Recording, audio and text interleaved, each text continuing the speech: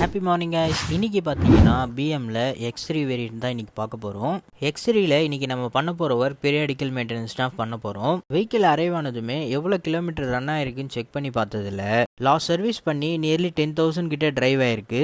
பெரிய வண்டியிலலாம் நம்ம oil service பண்ணுறோமோ இல்லையோ மறக்காம இந்த சர்வீஸ் ரிமைண்டரை பார்த்தீங்கன்னா ரீசெட் பண்ணிடணும். சரி வாங்க சர்வீஸ் பண்ண ஸ்டார்ட் பண்ணிடலாமா? ஃபர்ஸ்ட் பார்த்தீங்கன்னா எப்பவும் போல இன்ஜின் ஆயிலை ட்ரெயின் பண்ணுறதுக்கு ட்ரெயின் நெட்டை ரிமூவ் பண்ணிடலாம். ட்ரெயின் பண்ணும் போதே ஆயிலோட கண்டிஷன் என்னன்றது உங்களுக்கு தெரிஞ்சிருக்கும். ட்ரெயின் நெட்டை ரிமூவ் பண்ணிட்டு இன்ஜின் ஆயில் ட்ரெயின் ஆகிற கேப்பில் வெஹிக்கிளுக்கு பார்த்தீங்கன்னா ஃபில்டர்ஸை சேஞ்ச் பண்ணிட்டு வந்துடலாமா? ஃபர்ஸ்ட் பார்த்தீங்கன்னா ஏர் ஃபில்டர் தான் ரிமூவ் பண்ணணும். ஏர் ஃபில்டர் ரிமூவ் பண்ணாதான் அந்த பேசிக் கீழே வர ஆயில் ஃபில்டரை ரிமூவ் பண்ண முடியும். பிஎம்க்கு பார்த்தோம்னா 5W40 ஃபுல்லி சிந்தட்டிக் ஆயில் தான் யூஸ் பண்ண போகிறோம். என்ன ப்ரோ மற்ற மெட்டீரியல்லாம் காணுமே தேட வேண்டாம், அது எல்லாமே இது உள்ள தான் இருக்குது. எல்லாமே இல்லை, 2 பொருள் தான், air filter and oil filter 2 தான். ஏசி ஃபில்டர்லாம் ஏன் சேஞ்ச் பண்ணலன்னு கேட்டிங்கன்னா ரீசெண்ட் டைம்ஸில் தான் ஏசி ஃபில்டர் பார்த்தீங்கன்னா கஸ்டமரே சேஞ்ச் பண்ணியிருக்காங்க. ஸோ அதனால் இப்போதைக்கு air filter and oil filter oil change பண்ணால் போதும்னு சொல்லியிருக்காங்க. பிரேக்கெல்லாம் வந்து செக் பண்ணால் போதுன்றதை சொல்லியிருக்காங்க. ஃபஸ்ட்டு பார்த்தீங்கன்னா ஆயில் ஃபில்டர் தான் ஃபிட் பண்ண போகிறோம். எப்போதுமே ஆயில் ஃபில்டரை சேஞ்ச் பண்ணும்போது அதில் இருக்க ஓரிங்கை மஸ்ட்டாக சேஞ்ச் பண்ணிக்கணும்.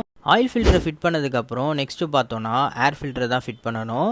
ஏன் ப்ரோ அப்படி ஃபிட் பண்ணணும்னு கேட்டிங்கன்னா ஏர் ஃபில்டர் பேஸு கீழே தான் பார்த்தீங்கன்னா ஆயில் ஃபில்டரோட மவுண்டிங்கே வரும். அதனால தான் ஃபஸ்ட்டு ஏர் ஃபில்டர் ரிமூவ் பண்ணிட்டு தான் ஆயில் ஃபில்டர் ரிமூவ் பண்ணுன்றதை சொன்னேன். மாட்டும் போதும் ஃபஸ்ட்டு ஆயில் ஃபில்டரை மாட்டிட்டு அதுக்கப்புறம் தான் ஏர் ஃபில்டரையும் மாட்டணும். ஃபில்டர் ரெண்டுத்தையும் மாட்டிட்டு நெக்ஸ்ட்டு பார்த்தோன்னா கீழே போயிட்டு ட்ரெயின் நெட்டை போட்டு பக்காவாக லாக் வச்சுக்கலாம். ட்ரெயின் நெட்டை லாக் வச்ச கையோட இன்ஜின் ஆயில் ஃபில் பண்ண ஸ்டார்ட் பண்ணிடலாமா? X3 வேரியண்ட்டுக்கு எத்தனை லிட்டர் இன்ஜின் ஆயில் பிடிக்கும்ன்றது தெரிஞ்சால் மறக்காமல் கமெண்ட் செக்ஷனில் கமெண்ட் பண்ணிவிடுங்க.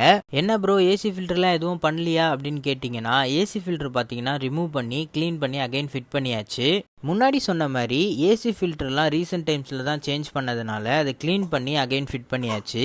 இன்ஜின் ஆயிலை ஃபில் பண்ணிவிட்டு கூலண்ட் ஆயில் லெவல்லையும் பிரேக் ஆயில் லெவல்லாம் செக் பண்ணிவிட்டு வெஹிக்கிளோட ஹெட்லைட் ஸ்டாப் லைட்லாம் கரெக்டாக க்ளோ ஆகுதான்னு செக் பண்ணிவிட்டு இன்ஜின் ஆயிலையும் பார்த்தீங்கன்னா பக்காவாக ஃபில் பண்ணி ஃபினிஷ் பண்ணியாச்சு. நான் முன்னாடி சொன்ன மாதிரி இந்த பெரிய வெஹிக்கிள் எல்லாத்துலேயுமே சர்வீஸ் பண்ணுறோமோ இல்லையோ ரொம்ப முக்கியமாக இந்த சர்வீஸ் ரிமைண்டரை மட்டும் ரீசெட் பண்ணிடணும். அப்போ தான் வெஹிக்கிளை பார்த்தீங்கன்னா கரெக்டான டேட் ஆர் கிலோமீட்டர் ரீச் ஆகும்போது சர்வீஸ் பண்ணுறதுக்கு கரெக்டாக இருக்கும். சர்வீஸ் ரிமைண்டரை பார்த்தீங்கன்னா ரீசெட் பண்ணியாச்சு. வாங்க இப்போ வெஹிக்கிளை ஸ்டார்ட் பண்ணிடலாமா? வெஹிக்கிளை ஸ்டார்ட் பண்ணி எப்பவும் போல் 5 to 10 minutes ஹைட்டில் ரன் பண்ணிவிட்டு ஏசிலாம் ஆன் பண்ணிவிட்டு கூலிங்கோட பர்ஃபார்மன்ஸ்லாம் செக் பண்ணியாச்சு. வைஃபரோட வாட்டர் லெவல் வார்னிங் மட்டும் ஷோ ஆச்சு. ஸோ அதை மட்டும் ஃபில் பண்ணிட்டா இந்த வண்டியோட வேலை பார்த்தீங்கன்னா கம்ப்ளீட் ஆகிடும். ஃபில் பண்ணி முடிச்சதுக்கப்புறம் வெஹிக்கிளை பார்த்தீங்கன்னா ட்ரையல் எடுத்தாச்சு. வெஹிக்கிளை ஓட்டி பார்த்ததில் வெஹிக்கிள் சூப்பராக இருந்ததுனால எப்பவும் போல் பக்காவாக ரெடி பண்ணியாச்சு. இந்த மாதிரி வெஹிக்கிள் ரிலேட்டட் வீடியோஸ் பார்க்குறதுக்கு மறக்காமல் நம்ம சேனலை சப்ஸ்கிரைப் பண்ணிக்கோங்க. அது கூடவே ஒரு லைக்கை கொடுத்துட்டு பிஎம் வச்சிருக்க நண்பர்களுக்கு மறக்காமல் இந்த வீடியோவை பார்த்தீங்கன்னா ஷேர் பண்ணிவிடுங்க. தேங்க்யூ.